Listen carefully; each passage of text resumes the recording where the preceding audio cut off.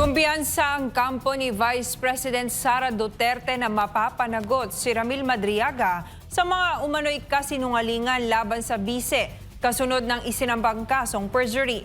Posible rin umanong maapektuhan ang ilang impeachment complaint laban kay VP Sara kung ang mga ito ay nakabatay lamang sa affidavit ni Madriaga. Si Jason Rubrico sa report. Hindi raw papayag si Vice President Sara Duterte na manaig ang mga imbentong kwento at mga kasinungalingan. Kaya naman nagsampa siya ng kasong perjury laban kay Ramil Madriaga upang panagutin ito aniya sa kanyang panlilinlang sa publiko. Alam niyo po na kung may mga kasinungalingan. Nagsampa ng kasong perjury si Vice President Sara Duterte laban kay Ramil Madriaga dahil sa mga aligasyong nakapaloob sa affidavit nito laban sa bise. Sa pahayag ni VP Sara, binigyang diin niyang nakita ng publiko kung paano ginamit sa kaso sa International Criminal Court laban kay dating Pangulong Rodrigo Duterte ang mga salaysay ng ilang testigo kabilang sina Arturo Las Cañas at Edgar Matubato na pinuna noon bilang mga gawa-gawang pahayag. Ayon sa kanya, kung naipaglaban at naaksyonan agad ang mga naturang alegasyon, hindi sana nagamit ang mga ito laban sa dating Pangulo. Sinabi rin ni VP Sara na tila ginamit din ang kaparehong taktika sa House of Representatives sa pamamagitan ni Madriaga na aniya'y biglang lumitaw bilang testigo sa impeachment laban sa kanya.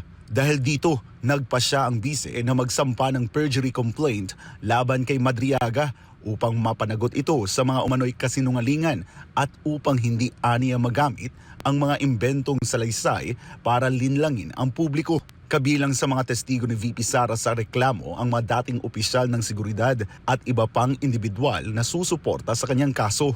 Ayon kay Attorney Paulo Panelo, legal counsel ni VP Sara, pinatutunayan sa complaint affidavit na walang personal o profesional na ugnayan sina VP Sara at Madriaga. Pinapatunayan dito sa complaint affidavit na hindi magkakilala si VP Sara at itong si Ramil Madriaga. Wala silang personal o professional na relasyon at hindi rin totoo yung mga kwento ni Ramil Madriaga tungkol sa mga posisyon niya sa PSG, sa VP-SPG, sa DepEd at sa OVP. Kaya imposible yung pinaparatang niya laban kay VP Sara. Kumpiyansa rin ang kampo ni VP Sara na may sapat na batayan ang kaso upang makitaan ang probable cause at posibleng makamit ang conviction laban kay Madriaga.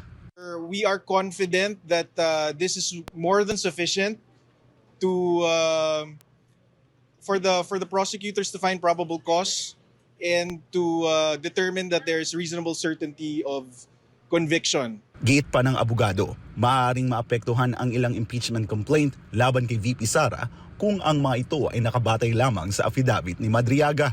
This is a perfect opportunity to show to the people how politically motivated these impeachment complaints are because they are based on a worthless testimony from an untrustworthy source like Madriaga. It shows that the complainants and those pushing for the impeachment did not fact check or did a background check on Madriaga and his claims. Our guess is that this will shatter the impeachment complaints if they're relying on the Madriaga affidavit for merit. Samantala, nang tanungin kung napanood niya ang mga impeachment hearing laban sa kanya, ito ang naging sagot ni VP Sara. Marami akong ginagawa na trabaho, hindi yan yung prioridad ngayon ng Office of the Vice President. Mula dito sa Taguig City, para sa Diyos at sa Pilipinas kong mahal, ako si Jason Rubrico, SM9 News.